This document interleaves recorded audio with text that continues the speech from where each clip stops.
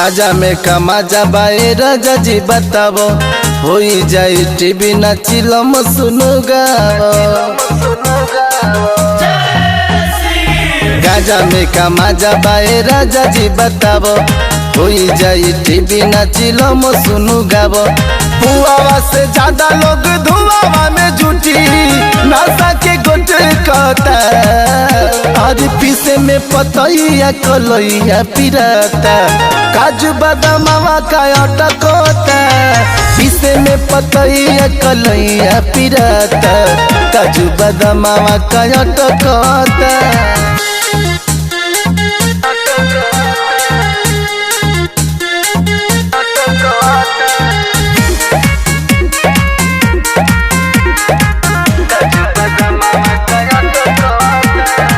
काशी के वासी कहानी जी देव में देव महादानी जी। धरती पताल आकाशो पे रउआ पूजा कैलाशो पे। काशी के वासी कहानी जी देव में देव महादानी जी। धरती पताल आकाशो पे रउआ पूजा कैलाशो पे।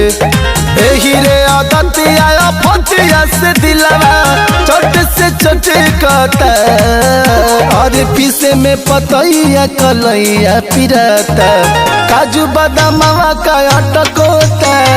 पीसे में पतैया कलैया पिराता काजू बादामवा का अटकोता।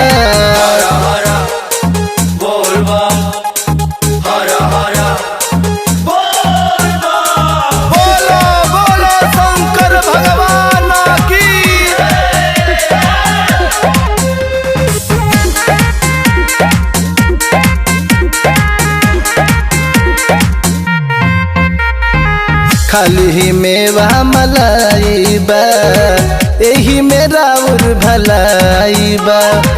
जोरा में हमारा बफल फलहारी रउआ में बीड़ी सलाई बा।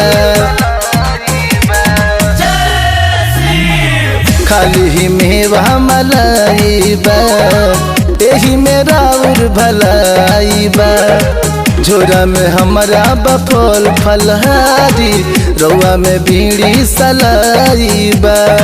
देखो अनूप या सुनील सन्यासी राशि में भटकता और पीसे में पतैया कलैया पिराता काजू बादामवा का अटकोता। पीसे में पतैया कलैया पिराता काजू बादामवा का अटकोता।